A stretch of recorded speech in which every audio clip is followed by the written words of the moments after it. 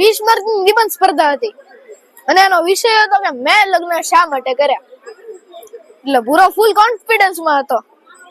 એટલે નિબંધમાં એમણે લખ્યું કે ભાઈ મેં લગ્ન શું કામ કર્યા. એટલે ભૂરાએ નીચે લખ્યું કે ભાઈ મારું મગજ ઠેકાણા નહોતું. એને 20 માંથી 18 માર્ક આવ્યા. તો ભૂરો ખુશ હતો, પણ એની જે આશા હતી ને એવી હતી કે ભાઈ મારો કદાચ પહેલો નંબર આવશે, પણ ભાઈ પહેલો નંબર તો એની વાઈફ લઈ ગઈ. પછી બે ના પેપર નું કમ્પેરિઝન કર્યું તો એની વાઈફ ને પેપર માં એમ લખ્યું હતું કે કોક નું મગજ ઠેકાણે લાવવાનું હતું. હેલો નમસ્કાર, તો કેમ છો તમે બધા? ફરી એક વખત આપ સૌનું સ્વાગત છે મારી ચેનલ બિલવમ વ્યાસ છોટુ આર્ટિસ્ટ ઉપર. તો આ વખતે એકદમ તદ્દન નવા જોક્સ જે તમે કોઈ દિવસ નહીં સાંભળ્યા હોય એવા હું લઈને આવ્યો છું. તો વિડીયો આખો જોજો, ખૂબ મજા આવશે. દર વખતની જેમ તમારા જે પણ ઇન્સ્ટ્રક્શન હોય કોમેન્ટ બોક્સમાં લખી દેજો. વિડીયોને લાઈક કરજો, બને તેટલો શેર કરજો અને ચેનલ ઉપર નવા હો તો ચેનલને સબસ્ક્રાઇબ કરી દેજો. હમણાં એક રિટાયર્ડ અંકલ દુકાનદાર પાસે ગયા અને એમ કીધું કે ભાઈ મને 742 દાણા તુવેર દાળના આપો. એટલે ઓલા ભાઈએ 250 ગ્રામ તુવેર દાળ આપીને કીધું કે ભાઈ લ્યો આ 30 રૂપિયા મને પાછા આપો, આ તમારા 742 દાણા તુવેર દાળના. એટલે ઓલા ભાઈએ કીધું કે ભાઈ આમાં ખરેખર 742 દાણા જશે ને? એટલે ઓલા દુકાનદારે કીધું કે ભાઈ હા સાચું, ખરેખર 742 દાણા જશે. એટલે ઓલા દાદા કે પ્રૂવ કરીને દેખાડો.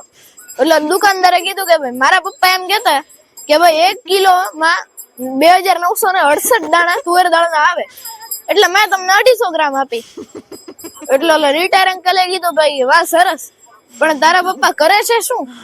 એટલે ઓલા ભાઈએ કીધું કે ભાઈ તમારી જેમ જ છે, રિટાયર છે, હવે ગામની બેઠા બેઠા અણિયું કાઢે છે.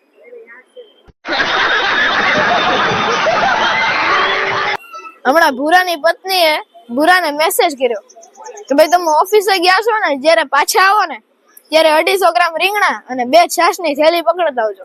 અને હા ભાઈ જો તમને શીતલ યાદ કરે છે હો. એટલે ભૂરાએ સામો મેસેજ કર્યો કે ભાઈ કોણ શીતલ?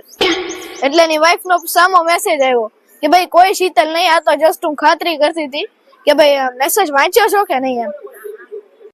कैसा लगा मेरा मजाक? હમણાં વાણિયાની સરસ મજાની દુકાન હતી, એની સામે એક મોટો પ્રોવિઝન સ્ટોર ખુલ્યો.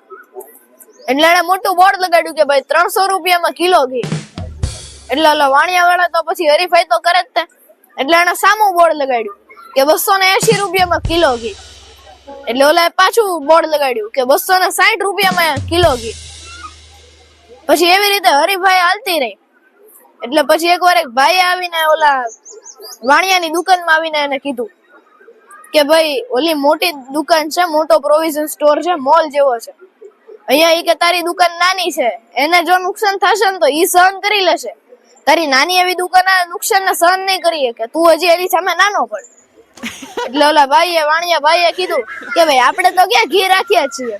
એટલે ઓલા ભાઈ આશ્ચર્યચકિત થઈને પૂછ્યું કે તો ભાઈ આટલા બધા બોર્ડ કેમ લગાડે, એની અરે હરીફાઈ શું કામ કરે?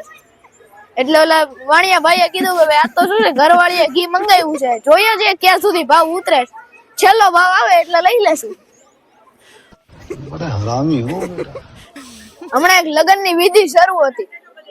એટલે પંડિતજીએ કીધું કે ભાઈ અત્યારે જ જેને લગ્નમાં વાંધો હોય ને એ આગળ આવીને કહી દે, જો લગ્ન પછી કઈ વાંધો થશે ને તો બેયની જિંદગી આખી બગડી જવાની છે. એટલે પાછળથી એક બેન ધીમે ધીમે એક નાનું એવું બાળક લઈને આવ્યા આગળ. એટલે ઓલી જે મંડપમાં જે છોકરી હતી એને તો એના વરને 2 ઝાપટ મારી દીધી અને ઓલી બેન ના પપ્પા તો 2 બંદૂક લેવા દોડ્યા અને ઓલી વહુની માં તો બેભાન જ થઈ ગઈ. બોલો, દોડધામ મચી ગઈ ને બધા ક્યાંય હક નો તો બધા વાતું કરવા માંડ્યા. એટલે ઓલા પંડિતજીએ પૂછ્યું કે ભાઈ તમને આ લગ્ન થી શું વાંધો છે? એટલે ઓલા બેને કીધું કે ભાઈ કાંઈ નહીં, આ તો પાછળથી મને કઈ સરખું સંભળાતું નહોતું ને એટલે હું આગળ આવી.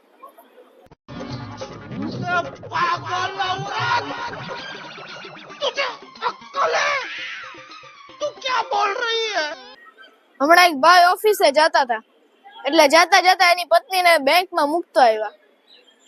પછી થાક્યા પાક્યા બિચારા સાંજે ઘરે આવ્યા.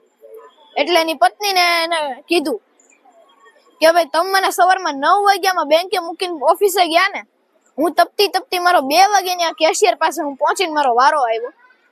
પછી મને હું આવીને એટલે ઈ તો પેલો ચા પીવા વયો ગયો અડધી કલાક પછી ચા પીને આવ્યો. પછી એને મને જવાબ આપ્યો કે ભાઈ ખાતામાં પૈસા નથી. ને મને આમ એટલો બધો ગુસ્સો આવ્યો ને મેં મરચા ખાઈને મારું મોઢું જેવું લાલ થઈ ગયું ને એટલું લાલ થવા માંડ્યું અને મને એવું લાગવા માંડ્યું શરીરની અંદર આગ થાય, ધુમાડા નીકળવા માંડ્યા. મને એટલો બધો ગુસ્સો આવ્યો. એટલે પતિએ કીધું કે ભાઈ ગાંડી, તા કેશિયર ને તારે કઈ કેવું જોવે ને, મારી પાછળ રોજ 15 વેલણ તૂટે છે, તો એની પાછળ એક તો ફોડવું હતું. એટલે એની પત્નીએ કીધું કે ભાઈ વેલણ તો ફૂટશે જ તે, પણ તમારા માથે. એટલે ઓલા પતિએ પૂછ્યું કે એવું કેમ?